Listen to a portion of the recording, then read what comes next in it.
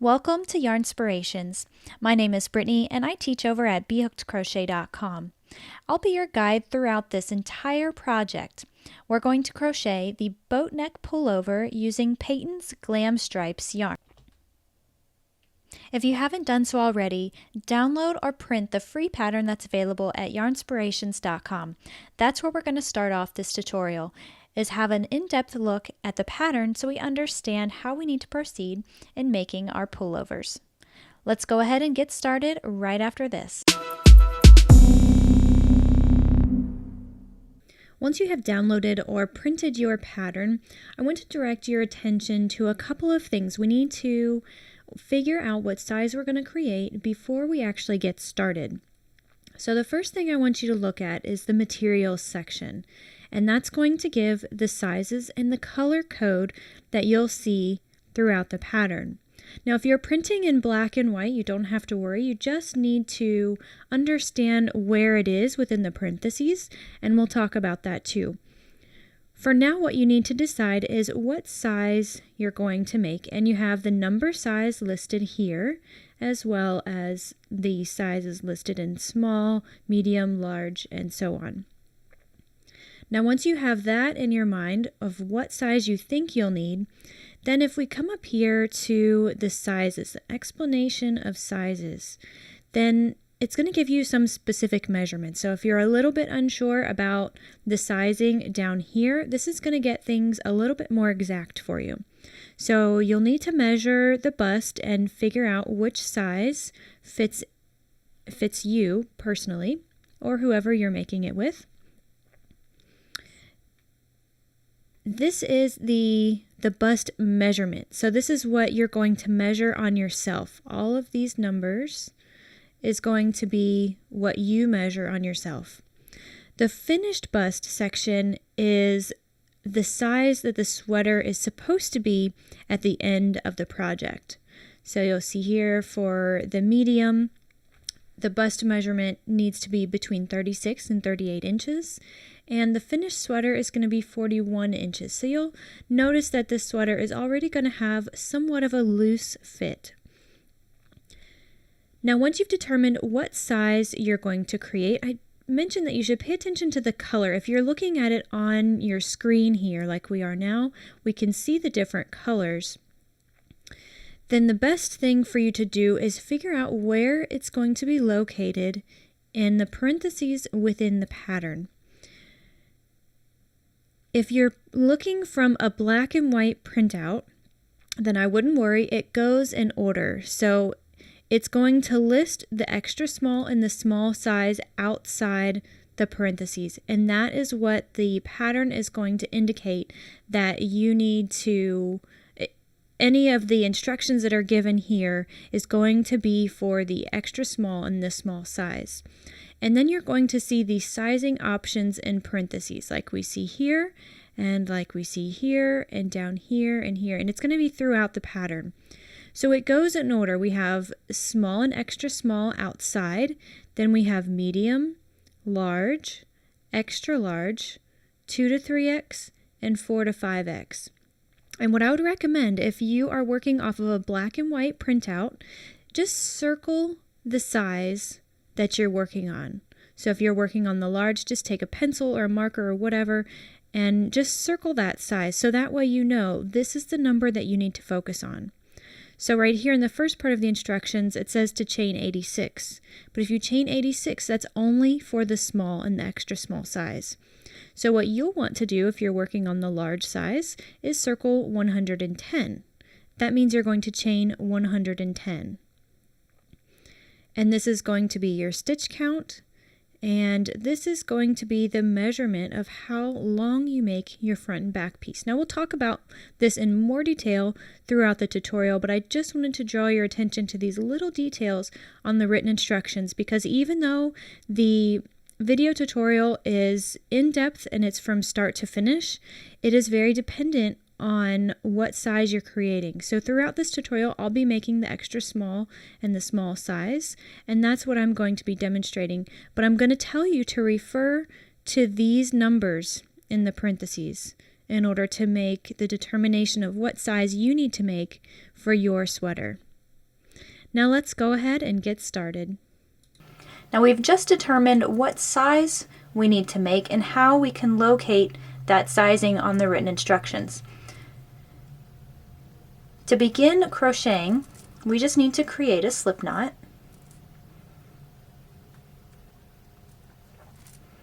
And I'm going to be making the small size, so I'm going to start off with a foundation chain of 86 stitches. But again, just refer to the sizing that we determined just a moment ago, and that's how many chains you want to make for your foundation.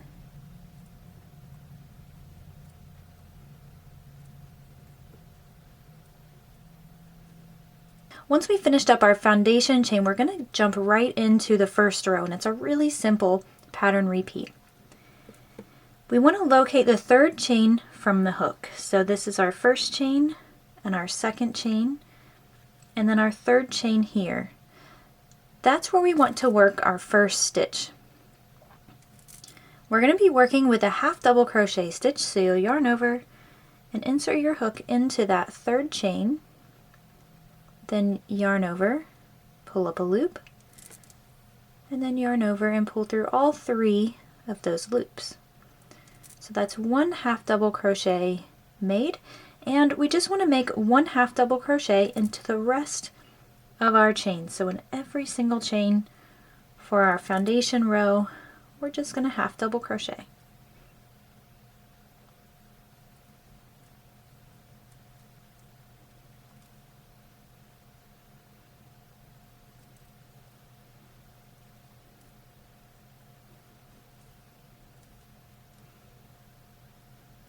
Once you've reached the end of your first row, it's always a good idea to go back and double check your stitch count. So the written instructions will tell you how many stitches that you should have at the end of your row. In my case, it's 85 because I'm working on that small, but an easy way to figure that out is just to know that your total stitch count for your first row is just 1 less than the foundation chain that you created at the beginning. So now let's move on to row 2, which is the repeated row for a very long time. Basically, almost the entire length of the front and the back section are going to be worked in this pattern here. So the first thing you want to do is chain 2, and then you'll turn your work, and that chain 2 is going to count as a half double crochet, and because of that we do not want to work a stitch right here. This would be our first stitch, and since our 2 chains are counting as a half double crochet, we do not want to work right here. Okay, we just want to locate the next stitch, which is right here, and we want to work a half double crochet in the back loop only. So you'll just find that back loop, which is right here, and then insert your hook under that loop and make a half double crochet stitch. Now you're going to half double crochet in the front loop of the next stitch. So here's our next stitch right there. We're going to work just in this front loop.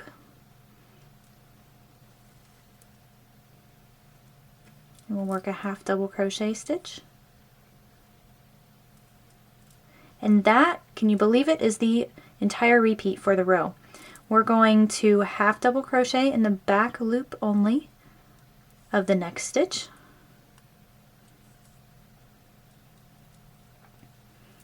and then half double crochet in the front loop only of the next. Now you do want to be careful and pay attention to what you're doing. It's really easy to get distracted when you're working with this and put your stitches in the wrong place, and that will throw off your overall pattern, and so you want to try and avoid that.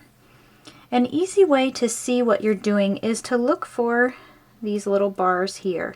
So these are the front loops that are exposed from when we worked in the back loops, and that's just what I do personally to keep track of my pattern here. So I know I have one in the back, one in the front, one in the back, one in the front.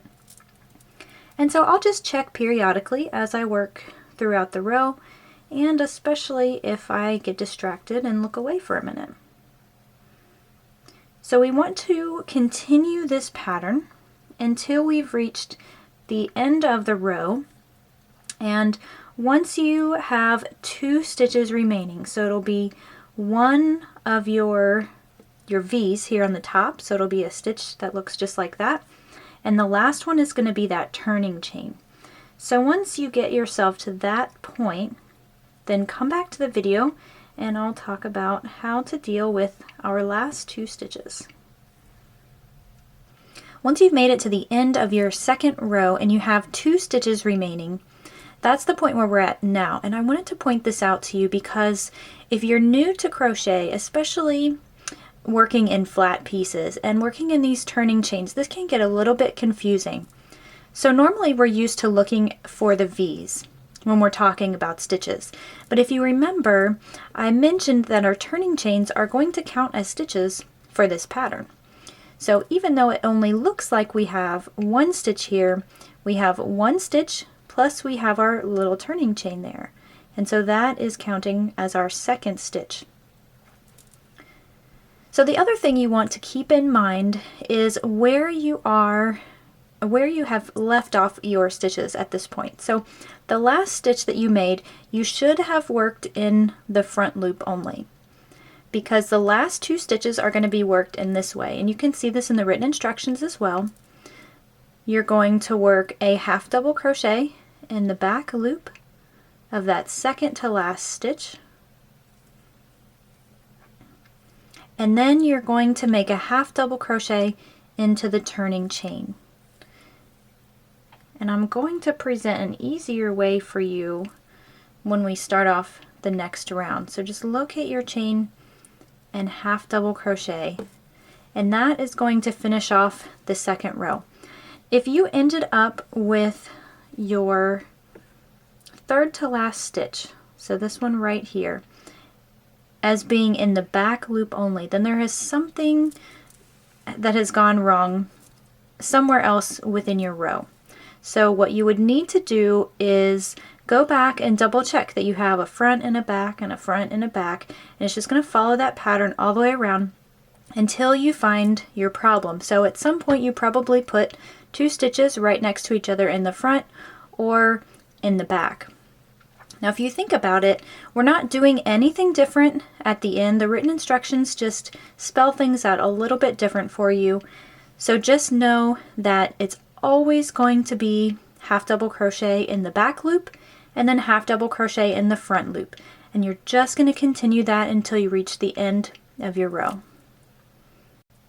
If working into turning chains is something that's a little bit troublesome for you, here's a little tip. So we're going to start off that third row. Just go ahead and chain 2. And if you have some kind of stitch marker, you can use a bobby pin or a piece of yarn too, whatever works. Just place your stitch marker in that chain. So that way you have your turning chain marked. So when you work on we'll finish up this row here, and then we'll work all the way back around until we get here again. And once you get to that point where you're working into this chain, it will be marked for you, so you won't have to look for it or anything like that, and it'll be a visual cue for you so that you can work your last stitch and not just forget it completely. So with that in mind, we'll refer back to the written instructions, because all we have to do now is repeat our second row until our work measures a certain length. So the length is going to be determined, of course, by the size, and all you're going to do is repeat row 2 until your work measures the length that's specified in the pattern, depending on the size you're making. So just as a refresher, we're always going to start in the next stitch. So we're not going to work in the first one, but rather the next one. We always start with the back loop. So we work our half double crochet in the back loop, and then on the next one we'll jump up to the front loop. Okay, so that is our really simple pattern repeat. So what I need for you to do at this point is finish crocheting either the front or the back or both. It's always a good idea to actually have the front and the back going at the same time. It'll help you get through this project a little quicker. And crochet them up so that they are the proper length as determined by the pattern. And then we'll come back to the video and we'll talk about what to do next. So off camera, I went ahead and crocheted my complete side here. So this is either the front or the back. They're worked exactly the same. And based on the size that I am working with, mine measures 21 inches from top to bottom.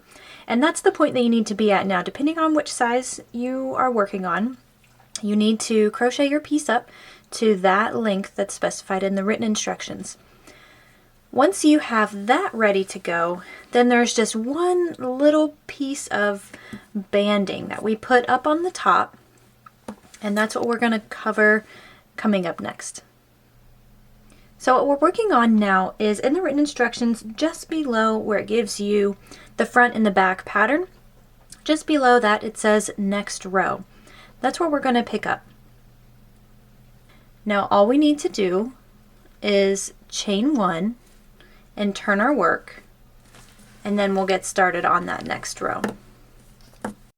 So on this next row, what we need to do is locate the horizontal bar, so the back bar that's created from the half double crochet. So if we take a look at the top of our work, we have our V that we're used to working in for this pattern. If we shift it forward just a little bit, I'm going to point out this extra line right here. Those little lines right here are the horizontal bars that are created from the half double crochet, and they're often referred to as the back bar. So sometimes when you're working on them, you're doing so in the other direction, and so they would be at the back of your work, which makes sense. But for this pattern, they are going to be right in front of us. So this is the wrong side of our work, and we just want to locate that first horizontal bar, and we just want to insert our hook underneath that and single crochet. And then we'll locate the next horizontal bar and single crochet there. And then we'll just continue.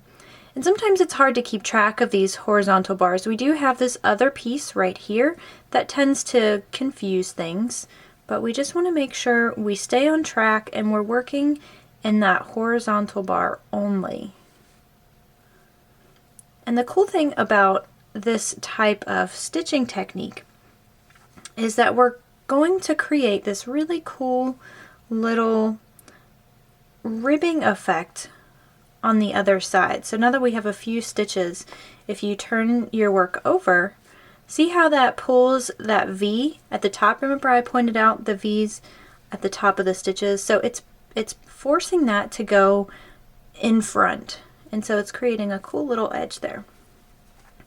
And that's the pattern repeat for this row that we're working on now. We just want to make one single crochet in the horizontal bar of every one of our stitches.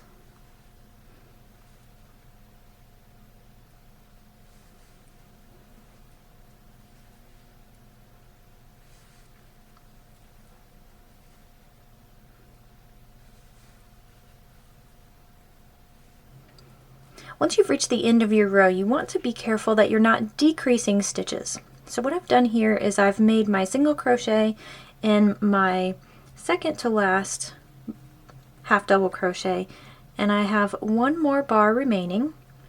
So you want to make sure that you single crochet in that last stitch and in the turning chain. So we're going to single crochet just once in that top turning chain, and that's going to finish off that row. So the last 3 rows of our back and front of our sweaters is going to be the same. We're going to chain 1 because we're going to work in single crochet stitches, and then we'll just turn our work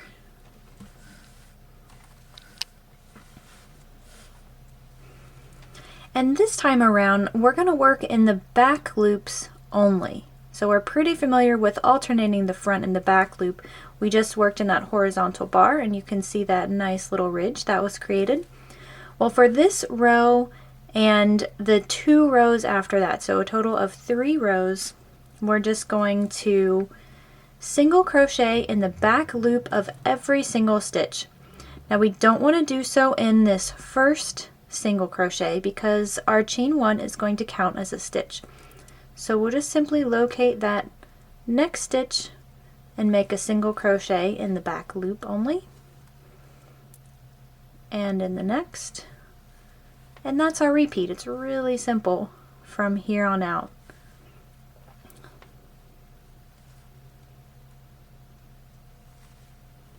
Now once you reach the end of your row, you will want to make a single crochet in your turning chain from the previous row because we don't want to decrease, and that turning chain is counting as a stitch. So keep that in mind and go ahead and crochet this row and 2 more rows exactly like it. Single crochet in the back loop of every stitch, making sure that you're counting your turning chains, and then we'll come back, we'll talk about weaving in our ends and moving on to the sleeves. Now once you've reached the end of your 3rd row, it's important to note now what is the right side of your sweater. So the easiest way to figure that out is, well, 1, take note of where you are now, because we have just added 4 rows onto our pattern, and the pattern has it set up so that our last row we're working on the right side of our work. The other way that you can take note is to find that first little ridge that we created when we made the single crochets in the back bar, or the horizontal bar of that stitch. So if you can just look at it and know that this is the right side, that's great. If not, feel free to put a stitch marker, just put it into one of these stitches just to give you a visual cue that this is the right side of the work, and that's going to come into play when we start to sew this thing together. So now, since we're finished, all we need to do is fasten off. So I just trim that tail and then pull that through the loop that was on my hook. And since this is the right side, I want to weave in my ends on the wrong side. And I'm going to cover that just real quick because making sure your ends stay in is pretty important, especially for clothing that's going to get worn and that's going to go through the wash. So what I like to do is, since this is on a corner, I want to just work it back so that I have easy access to a nice line of stitches right here. And then just weave your darning needle in underneath as many of those stitches as you can. And don't worry about being neat and organized. You don't have to go directly under every single one of those loops because it actually stays better if you're a little messy. So if you're splitting the fibers, it's going to stay in better, and that's really one of my best pieces of advice for weaving in ends. And once you go in one direction, then you'll just work it back in the opposite direction.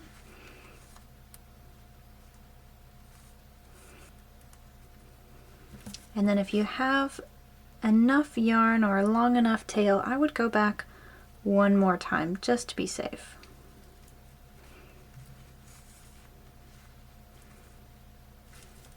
And then once you get that nice and secure, you can just trim it off. And then go ahead and weave in the rest of your ends. Now we'll have a piece down here at the very beginning, and that is where we started. And then of course we had a transition where we switched to a new skein of yarn. So go ahead and weave all of those ends, get this piece completely ready to go. And in the next section, we'll talk about how to crochet the sleeves. To get started on the sleeves, the first thing you want to do is point your attention to that section of the written instructions. And again, based on the size of pullover that you're making, that's going to determine how many chains you make to start your sleeves. So just continue following along as you would, locating that specific number within the parentheses. I am again making this small, so I'm going to chain 40.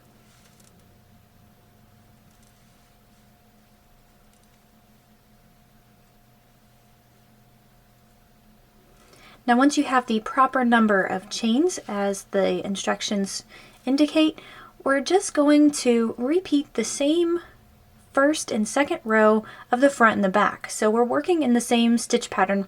The only difference we're going to experience with this sleeve is that we're going to add some increases, and we have to do so in specific increments, so that way we have sort of a gradual increase. And the section that you're looking at here, this foundation chain, is going to be the section of the sleeve that's going to sit right here on your wrist. So it's going to start out small and it's going to get bigger as we go along. So we're going to have to keep track of our pattern repeats for this. We have a total of 6 rows that we're going to be repeating a certain number of times depending on your size. So before we get into that, we're going to just simply work the same pattern as we did for the front and the back. We're going to make 1/2 double crochet in that third chain. So we'll count them back, 1, 2, and 3.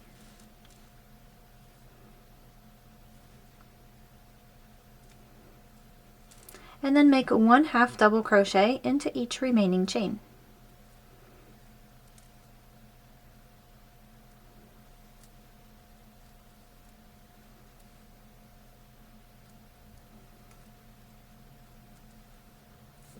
Now once you've made it to the end of your chain, we're ready to work on our second row. So we'll chain 2 and we'll turn our work. And again, we're just repeating rows 1 and 2 from the front and the back sections that we created. And you'll see that it's worded slightly differently in the written instructions, and that can get kind of confusing.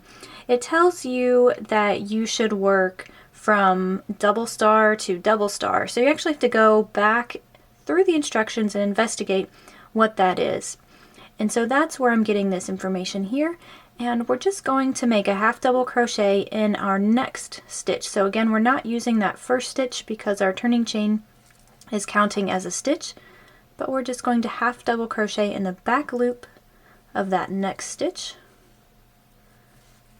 and then in the front loop of the next. And we're just going to repeat that until we reach the end of our sleeve.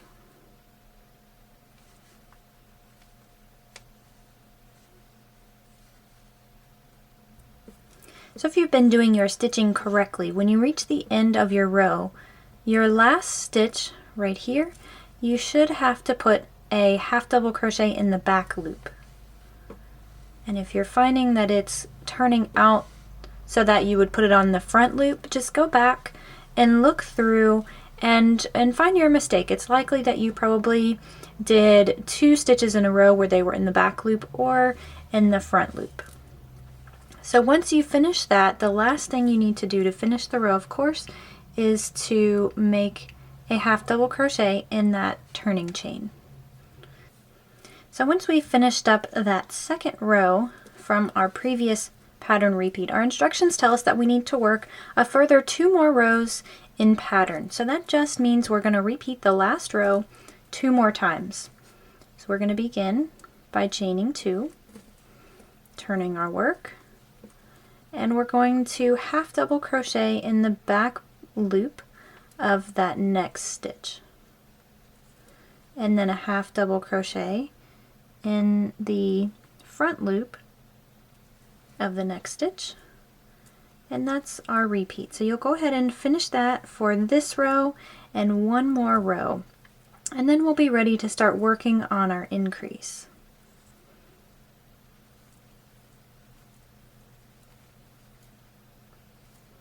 So what I've done off camera is I have just crocheted 2 more rows in my pattern where we were alternating the front and the back loop of our 1/2 double crochet stitches. And now we're ready to start working on the increasing. So it's important to understand the direction that we're working in here. So this part of the sleeve is the bottom part. So it's going to sit right here. And we're going to be crocheting it upwards. So it's going to increase gradually as we go along. So it will just have 2 increases. So 2 rows that increase for every single one of our pattern repeats. So you'll see that it's going to be a very gradual change, but you will notice a difference. Every time we do a pattern repeat, we're going to be increasing by 4 stitches. And we'll talk more about that once we get into it, but I want you to have a clear understanding of our objective here, and that's going to help you determine whether or not you're doing it correctly.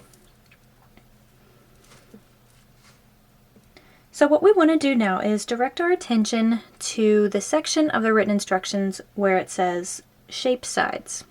So you'll see the first row, and that repeats for 6 rows. So we have a total of 6 rows in our pattern repeat. And that's important to keep in the back of your mind too.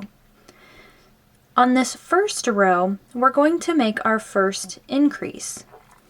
And the way we're going to do that is really quite simple. We're going to start by chaining 2 and turning our work.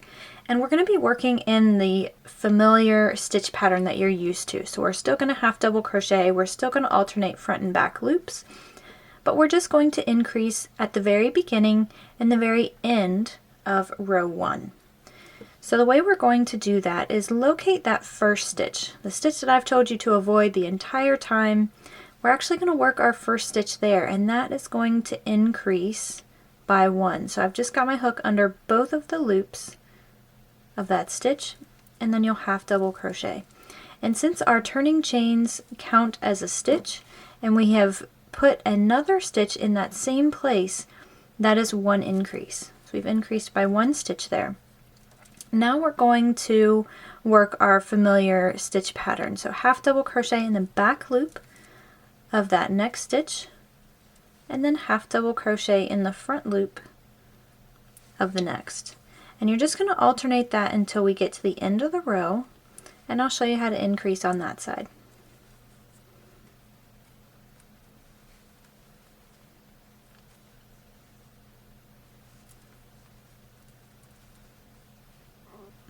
Once you make it to the end of your row, you should have it set up so that your last stitch is in the back loop. And that's just a quick visual cue to make sure that you are working your pattern correctly. And from here, we're going to increase 1 more time. So we'll make a half double crochet in our turning chain, just as we always have been. But in order to increase, we just want to make another stitch, another half double crochet in that same place. So what we've done in row 1 of our pattern repeat is we've increased by 2 stitches. Moving on to row 2 of our 6-row pattern repeat, we're not going to increase this time. It's going to be pretty much the same as what we're used to. We're going to start by chaining 2 and then turn our work. But this time, instead of working in the back loop of that next stitch, we're going to work in the front loop of that next stitch. Okay, we're avoiding that first one because we're not increasing. Work the half double crochet in the front loop, and the reason why we're changing back and forth is because we increased on a previous row. So you're going to see that there's going to be a little bit of variability in which loop you start as you're working through this 1 to 6 row pattern repeat for our increase. So the next is going to be half double crochet in the back loop, and then you'll just continue alternating until you reach the end of the row.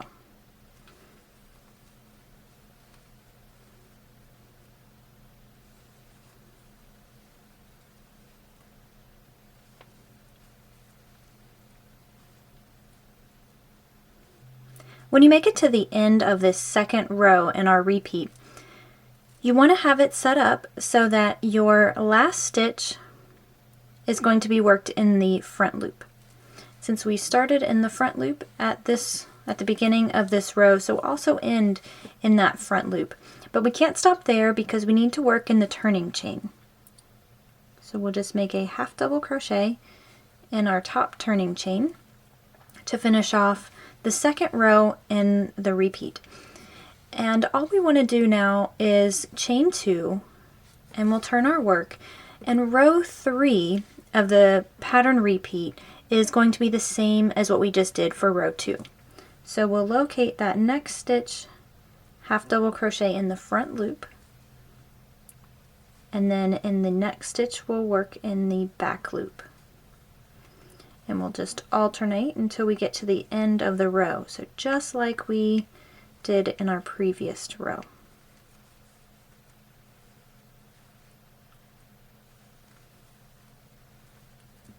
So at the end of row 3, what we've done here is we've completed 1/2 of our pattern repeat. And we're going to keep track of these repeats too, because it's going to help us to progress and know when to stop. So moving on to row 4 of our 6-row pattern repeat, we're just going to chain 2 and turn our work. And row 4 is going to be another increasing row.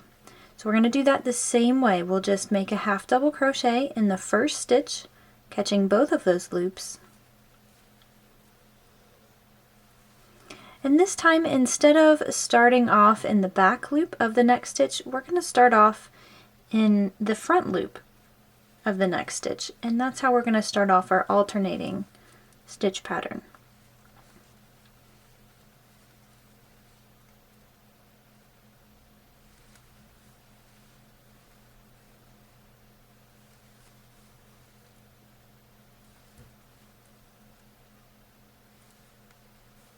So we're just going to repeat this alternating pattern until we get to the end of the row, and we're going to increase one more time. At the end of the row, we're going to end with our last stitch being in the front loop. We started in the front loop, so we're going to end in the front loop. But before we can end the row completely, we need to make an increase in the turning chain. So just like we did back in row 1, we just want to half double crochet 2 times in our top turning chain.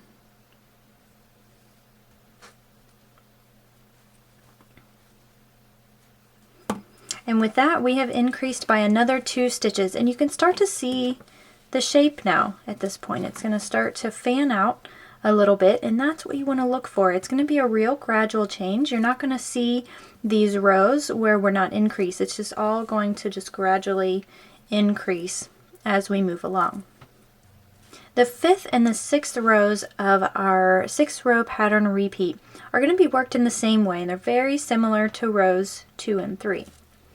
So we're going to start off row 5 by chaining 2 and then turn your work.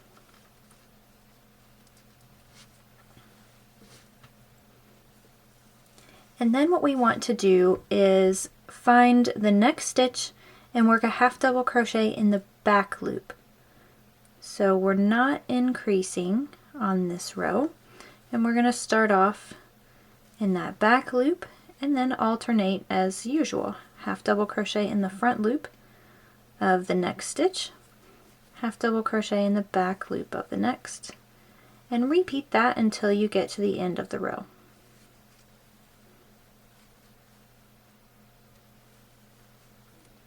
At the end of our 5th row, again, we're going to end with a half double crochet in the back loop and a half double crochet in the turning chain. No increase here, so just make 1 stitch in that turning chain, and then we're ready to proceed with the last row in our pattern repeat. So that's row 6, and it's a repeat of row 5. We'll just chain 2, turn our work, and we'll start in the back loop. So half double crochet in the back loop of the next stitch, and then half double crochet in the front loop of the next. And just repeat that until you get to the end of the row.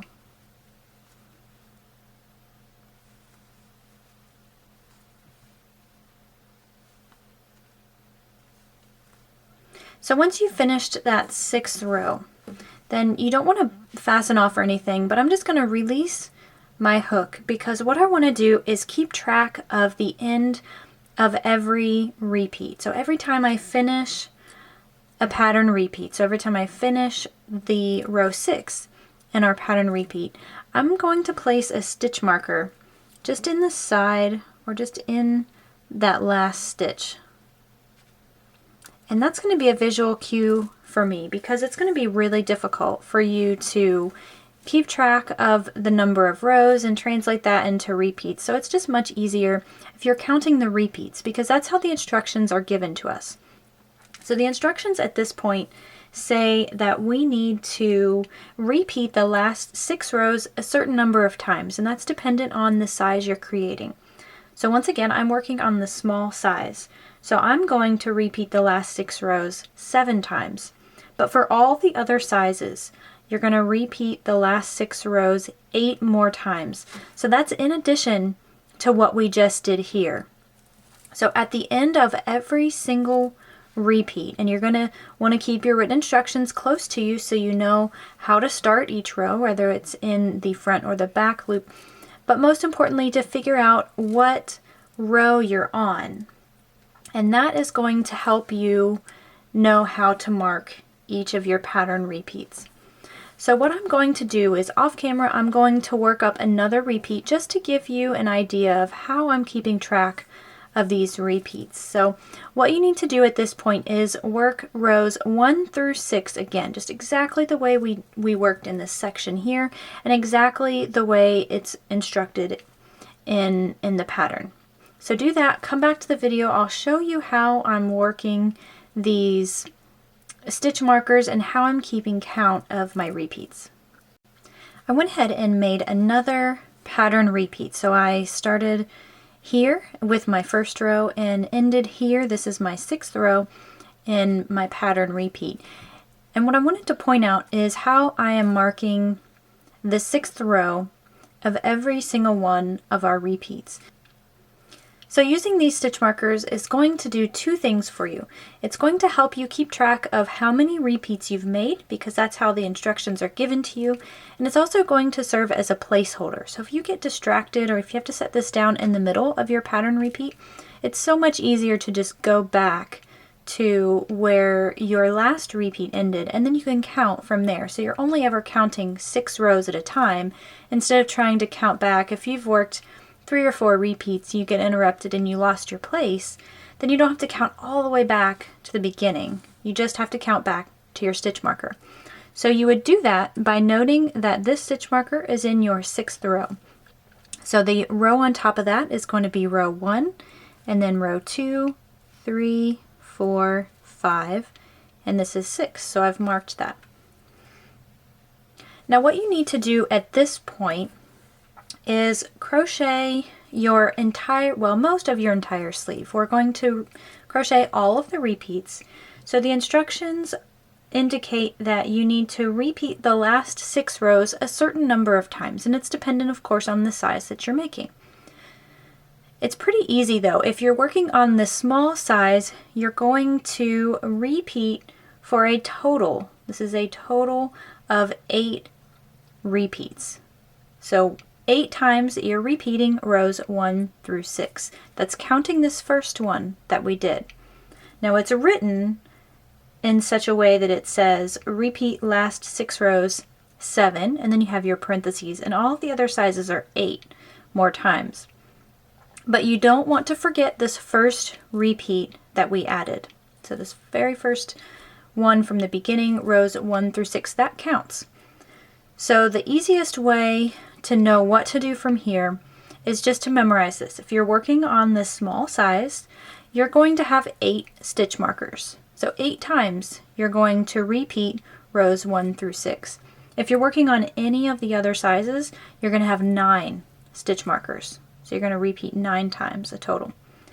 Once you get to the end of that, once you've crocheted your entire repeat, depending on your size, there's just a little bit more that we need to add to the sleeves to finish things off. So go ahead and get your sleeve to that point. So once you've finished your repeat for your sleeve, there's just a couple more rows that we need to add on in order to finish. So as you can see here, I have a total of 8 repeats. So I repeated rows 1 through 6 8 times. I have 8 stitch markers to show that, but I'm working on the small size. So if you're working on something other than the small, you'll have a total of 9. Now what you want to do at this point is measure how long it is from the top to the bottom. And that is going to be your guide to let you know how much you need to crochet from this point on. Mine measures approximately 15 inches. It's just a little bit more than 15 inches long, and that's with the number of repeats that I have done here. And from here, the instructions say that we're going to continue even in pattern until it measures 18.5. So if you're working on any size other than the small, and you have 9 repeats or 9 stitch markers to prove that, then you're going to have a lot less to crochet than I do. So I have about 3 more inches to go. And let's talk about what that means. It says continue even in pattern. All that means is that we're going to work in the same pattern that we're used to. So at the beginning of each row, we're going to chain 2, and we'll turn our work. And we're going to start off in the back loop of the next stitch. So we're not increasing, and we'll just half double crochet in the back loop of that next stitch. And then we'll move on to the front loop of the next. So half double crochet there. And that is the same pattern repeat that we've been using throughout this design, and that's what we're going to do for each one of these rows. So what I need for you to do at this point is crochet your sleeve working in this pattern. So we are doing 1 half double crochet into every stitch, including your turning chains, alternating the front and the back loop, just like you're familiar with. Do that until your sleeve measures a total of 18.5 inches. So I went ahead and finished crocheting my sleeve. So it measures 18.5 inches now, and you can sort of see where I made that transition. See how it's straight on the edges? It does that on the other side too. So we had our increasing where it's kind of going up diagonally, and then it stops and it starts going straight up, and that's what we want. That's going to finish off the shaping for the sleeve. So at this point, all we need to do is fasten off. So we'll just trim that, and then I like to pull that strand through the loop on my hook. And you'll just weave in your end. So you have an end here and you have an end down on the bottom. If you had to make any transitions, if you had to add a skein of yarn, or if you had a break or anything like that, you'll want to weave those in. Once you do that, then you'll want to lay all of your pieces out, and we're going to start sewing them together. So this is the really cool part, but also the part where you need to put a lot of focus, a lot of attention and detail, because we want it to stay together once we sew it up. We're going to sew up our pullovers in different stages, and we're going to start with the front and the back piece up by the shoulders. So the first thing that you want to do is to orient them so that the right sides, the correct sides, are facing each other and they're in towards the middle. And you'll just lay it out so that both of the ends are aligned with each other. And you're going to need a couple of additional tools for this part. You want to have some kind of tape measure, and you're going to measure from where you need to make the seam. So of course we're going to start here, and depending on the size that you're creating, that's going to determine how far you sew in your shoulder. All you're going to do is draw your attention to the finishing section of the written instructions, and it's going to tell you exactly how long you need to make each one of your seams. So what I like to do is use a stitch marker to help me visualize that. And so I'm going to sew up my shoulder seam at the 3.5 inch mark. And so I'm just going to place a stitch marker just on one of the pieces, and that's just going to tell me that I need to make my seam from here and stop right here. And then of course we're going to have the neck opening. And then you'll just do the same thing on the other side for the shoulder seam. So at this point we're really fortunate to have stitches to work into. And I'm just going to demonstrate how I like to sew things together. I personally like to do a whip stitch. I feel like that gives you a nice closure so you don't have to worry about any holes or stretching. And it's going to give you a nice secure closure as well. So I'm going to start off by inserting my needle into that turning chain on both pieces. And I'm just going to work in small sections because otherwise you have just a really long piece of yarn and it takes forever to work it through. So I've pulled it through. I have myself enough slack that I can get to my stitch marker, and I'm simply going to locate my next stitch on one side, and I'm going to work my needle under both of the loops, and then I'm going to do the same thing on the other side. And it's important to note that when you're doing whip stitching, you're always going in from the same direction. So I'm always going to be going front to back.